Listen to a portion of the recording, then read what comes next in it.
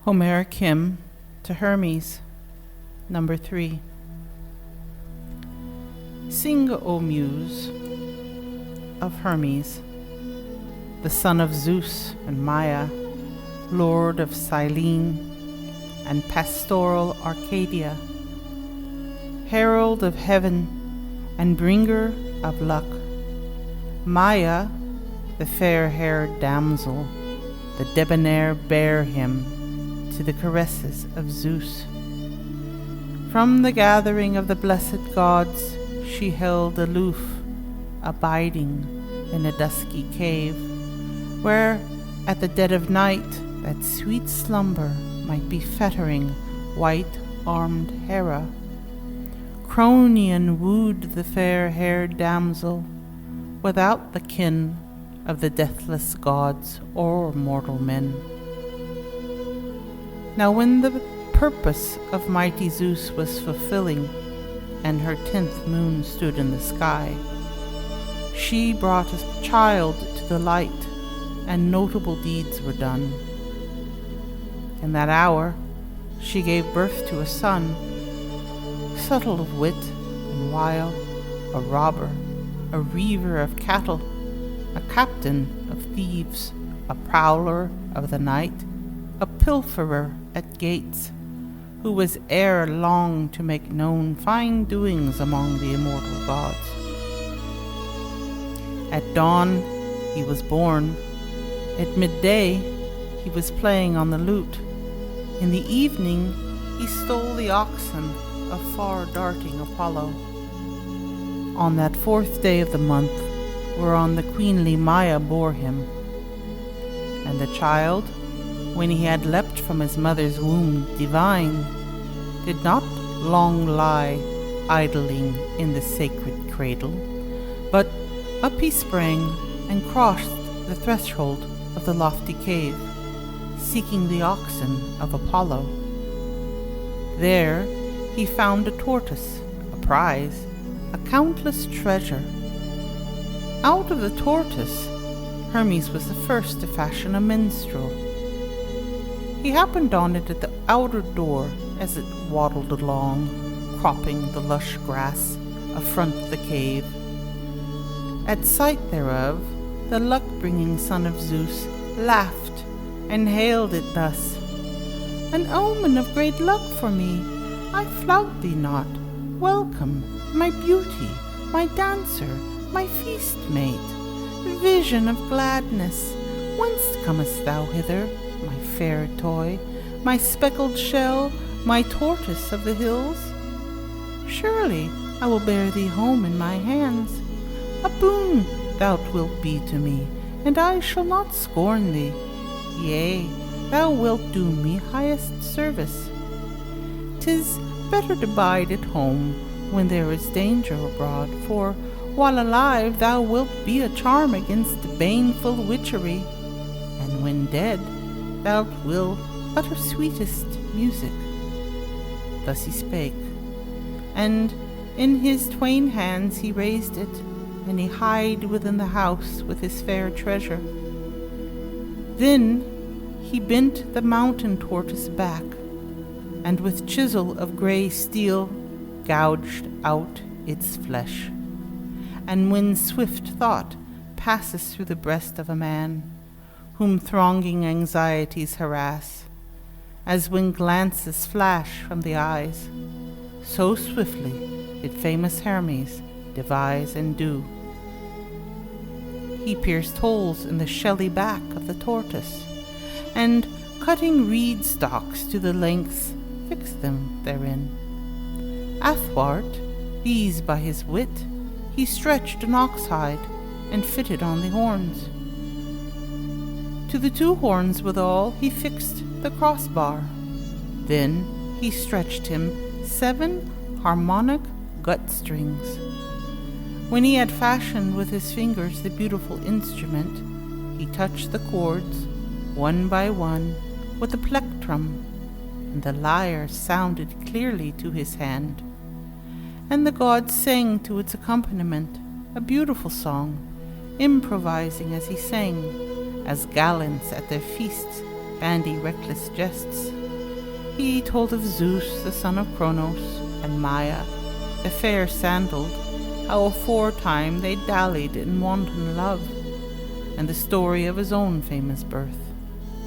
He sang also of the handmaids, and the glorious halls of the nymph, of the tripods withal, and the strong cauldrons in the house. Of such things did he sing, but other were the thoughts in his heart. He took the hollow lyre and laid it in his sacred cradle. Then, longing for flesh meat, he sprang forth from the odorous hall to survey, pondering in his mind a fell scheme, such as robbers ply in the dark night tide. Helios had sunk beneath the earth into ocean with his chariot and his horses, when Hermes came running to the misty heights of Pieria, where the divine oxen of the blessed gods had their stalls and grazed on the beautiful unmown meadows. From their herd did the son of Maia, far-gazing Argiphantes, sunder off 50 lowing kine. From side to side he drave them over the sandy ground, inverting their trail. Forgetting not the art of his cunning, he reversed their hoofprints, the front behind, the hinder in front, and himself fared again down the mountain. When he had cast his shoon into the sand of the sea, he plaited wondrous work beyond imagining and thought, weaving together tamarisk and myrtle twigs. Then roping together a sheaf of the sprouting wood which he had plucked on Pieria, he tied it as light sandals under his untrod feet, leaves and all, to disguise his footmarks, and turned himself from side to side like one hurrying on a secret errand. But an aged carle, who was setting a rich vineyard floor, espied him as he was hurrying to the plain through grassy Onchestus. Him first the son of glorious Maia addressed. Verily, old crookback, digging there among the trees, thou wilt have wine in plenty when all these bear fruit. Have eyes, I bid thee, but see not. Have ears, but hear not. And be silent, as long as no scathe is come to thine own. With these words he chased forward the strong kine, over many a misty fell, and through echoing glens and flowery plains the famous Hermes drave them. But his murky ally, divine night, was well nigh ended, and morn that calleth to toil was quickly dawning, when the brave son of Zeus drave the broad-backed kine of Phoebus Apollo to the river Alpheus. Unwearied, they reached the high-roofed byre and the troughs that edged the shining meadow.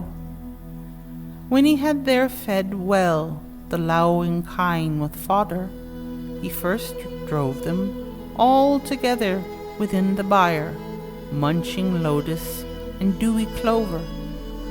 Then he gathered a pile of faggots and had resort to the art of fire. Lifting a fine laurel branch, he barked it with his knife and fitted it into his hands. And the warm smoke arose, and he took many dry brands, fit for burning, and placed these in plenty upon it within a hollow of the ground. The flame shone out, darting afar, its stream of wide blazing light, while the might of famous Hephaestus kept the fire alit. He dragged out near it 2 lowing, ambling kine, for his strength was great, and threw them both panting to the ground upon their backs. Then, bending down, he rolled them around, and adding task to task, bored out their lives and cut off the rich fat meat. Then he pierced with wooden spits and roasted the flesh, the broad chine, and the dark blood pursed in the entrails all together. And he laid it down there upon the ground. But the skins he stretched out on a flinty rock, as even now in later times they are made enduring, a long time after, a countless time.